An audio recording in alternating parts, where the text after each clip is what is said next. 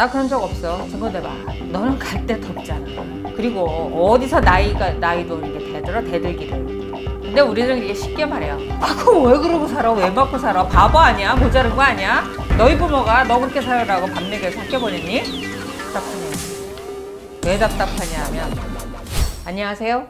신혜변호TV 신숙 변호사입니다. 제가 요즘 자주 이제 사연을 읽곤 하는데 참 그 사연 읽을 때마다 가슴이 답답하네요. 아픈 분들만 물론 보내시겠지만 참 글을 읽으면서 저도 우울합니다. 이들도 누구에게는 굉장히 귀한 딸이었을 건데 이렇게 결혼해서 가정폭력에 시달리며 산다고 생각하면 그 부모님이 얼마나 가슴이 아프겠습니까?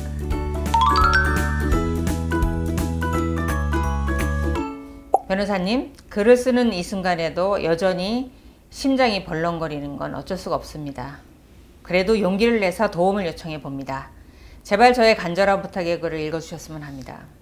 물론 도와드려야지. 제 힘껏 돕겠습니다. 가정폭력 상황에서 이제 벗어나고 싶은 것 같습니다. 근데 시작하기 전에 왜 그럼 경찰에 신고하고 나오면 되지 그런 남자하고 왜 살아? 이렇게 말씀하실 분 계실지 모르지만 가정폭력이라는 게 두 가지 특징이 있습니다. 장기간 노출이 되면 본인이 자력으로 그것을 벗어날 수 없는 노예근상 같은 게 생깁니다. 그런 부분 때문에 탈출을 하지 못하고 그 다음에 나가서 내일은 아침을 뭘로 먹습니까? 이 경제적인 문제가 정말 이 아내분들을 예속되게 만들죠. 그 말도 안 되는 폭력 상황에서 살게 만드는 게 정말 돈인 경우 많습니다. 자, 저의 어린 시절은 새엄마와 아빠의 폭력으로 힘든 유년시를 보내야만 했습니다. 아버지가 재혼하셨나 보네요. 좀 더 따뜻한 가정을 가지고 싶어서 저는 너무 어린 나이에 그 아버지와 새엄마로부터 벗어나고 싶어서 어린 나이에 결혼을 서둘러서 했습니다. 그게 불행의 시작이었습니다. 그렇지만 그 결혼 정말 지키고 싶었고 너무나 깨고 싶지 않았습니다. 그래서 제가 바보처럼 버티면서 살았습니다. 20살 어린 나이에 결혼해서 결혼식도 못했고요. 산후조리도 못했습니다. 애들을 기르면서 혼인신고만 한 채 살아왔습니다. 아기가 태어난 후에 신랑의 외박 출장이 굉장히 잦아졌고요. 바람도 많이 폈고요. 그리고 가정폭력, 저를 때리는 건 이루 말할 수가 없었습니다. 그러면서 회사 여직원을 집에까지 데리고 와서 제가 보는 앞에서 이제 자고도 했습니다.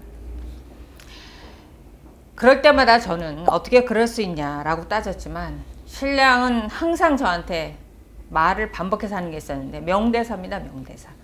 나 그런 적 없어. 증거 대봐. 지금 와서 생각해 보니까 20살 어린 나이에 사실 제가 엄마도 없고 형제자매도 없고 누구한테 조언을 구할 사람이 없었습니다. 그러다 보니까 남편이 입버릇처럼 하는 말이 있습니다. 너는 갈 데도 없잖아. 그리고 어디서 나이도 어린 게 대들어 대들기를. 아우 내가 돈 벌어서 내가 술 먹고 내가 노래방 가고 너도 먹여 살리는데 내가 어디 가서 뭘 하든 네가 무슨 상관이야. 이런 말을 수시로 했습니다. 이런 말을 한다는 것 자체가 이 사연 주신 아내분을 존중하지 않는다는 거죠. 인간적인 예우를 하지 않는다는 거죠. 사실 주먹으로 때려도 마음이 아프지만 이 말의 폭력, 언어 폭력도 굉장히 마음이 아프거든요. 그래도 저는 아이 둘을 내 아이였기 때문에 내가 만든 내 가정 어떻게든 지키고 싶었습니다. 그렇게 제가 20년을 버텼습니다. 20년을 버티셨어도 이제 40대네요. 굉장히 젊은 나이죠. 산후조리 한번 못하고 생활비 한번 제대로 못 받고 피눈물을 흘리면서 울면서 매일 밤을 지냈습니다. 현재 저의 심정을 한마디로 말하면 제 심장에 못이 박혀서 이걸 빼고 싶은데 너무 아픈데 빼버리면 심장이 터질까봐 정말 죽을 것 같습니다. 세월이 지나면서 돈 버느라 일에 지치고 직장 생활을 하다 보니 세상 보는 눈이 생기고 여자의 삶이라는 게 눈에 들어오더군요. 당연하죠. 인간인데. 이 사람이 있잖아요. 살면서 정말 하지 말아야 될 것도 있지만 다른 사람한테 당해서 안 되는 것도 있습니다. 그게 폭력이죠. 이제껏 남편한테 아무런 조치도 못했고요. 어느 날 사진이라도 찍어 놓으면 남편이 빌면서 다시는 안 그런다. 그러니까 한 번만 지워달라.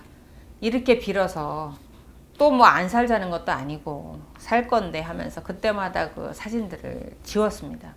그러니 저는 현재 증거가 하나도 없습니다. 정말 바보입니다.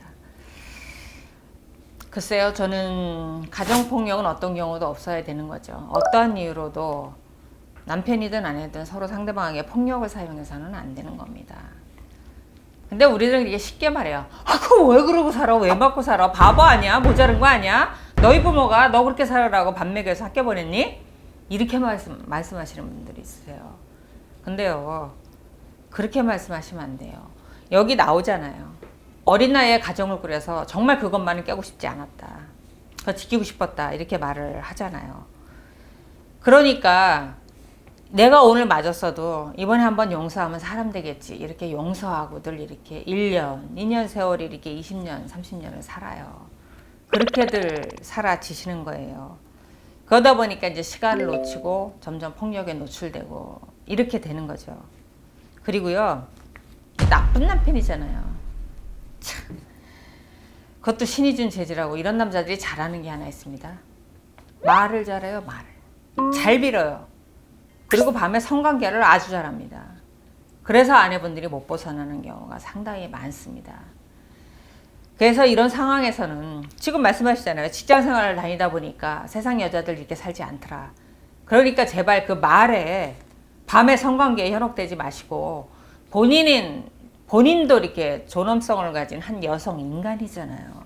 그런 면에서 스스로의 삶을 한번 생각해 보시기 바랍니다. 폭력 남편이 있다라고 하면 그 자녀한테 폭력 아버지가 있습니다. 그게 대물림 돼선 안 되지 않겠습니까? 본인이 결정을 하셔야죠. 사실 그래서 그동안 최근에 가정폭력으로 경찰도 몇 번 불렀습니다. 근데 그때마다 제가 그래도 처벌까지는 좀 그래서 그냥 처벌은 원치 않는다고 말을 하고 죄송합니다. 그냥 가시라고 했더니 나중에 경찰분들도 아이 그렇게 별일 아닌데 자꾸 전화하지 마시고요. 그냥 웬만하면 참을만 하시면 참으세요. 이렇게 말을 하시는 겁니다. 사실 경찰 입장에서는 폭력이라는 게 증거가 남지 않고 또 처벌을 원하지 않는다고 이게 반복되고 하면 글쎄요. 이렇게 비슷하게 말씀하실 수는 있겠지만 설마 뭐 참고 살라고 하셨겠어요? 어쨌든 경찰 입장에서는 사건화하기에는 경미한 사안이라고 판단을 했던 것 같습니다. 그렇게 참고 살았는데 나아지려니 했던 남편은 나아지지 않고 도박까지 하고요. 가출을 해서 현재 나갔습니다. 그리고 집 나가기 전 알코올 중독 증세도 보였습니다. 그리고는 집 나가서는 이혼만은 절대로 안 된다고 이렇게 연락이 왔습니다. 저는 현재 남편 앞으로 있는 집마저 팔아버린다면 정말 갈 곳이 없고 저는 정말 손에 쥔 돈이 한 푼도 없습니다. 이런 상황 정말 힘들죠. 살 수는 없는데 그렇다고 내가 자립적으로 뭘 할 수도 없는 상황. 정말 힘든 상황이죠. 변호사님, 제가 현재 가장 두려운 건 이런 아빠를 보면서 자라는 아이들이 잘못될까 봐입니다. 그게 제일 무섭습니다. 요즘같이 힘든 시기에 자영업으로 하루하루 돈을 벌어 살려니 정말 힘들고 애들에게 들어가는 비용도 많고 정말 너무 힘드네요. 제발 어떤 답이라도 좋으니 소송을 하던 제가 어떻게 할 수 있는지 알려주세요. 저는 정말 도움 청할 가족이 없습니다. 부탁드립니다. 참 답답하네요. 왜 답답하냐 하면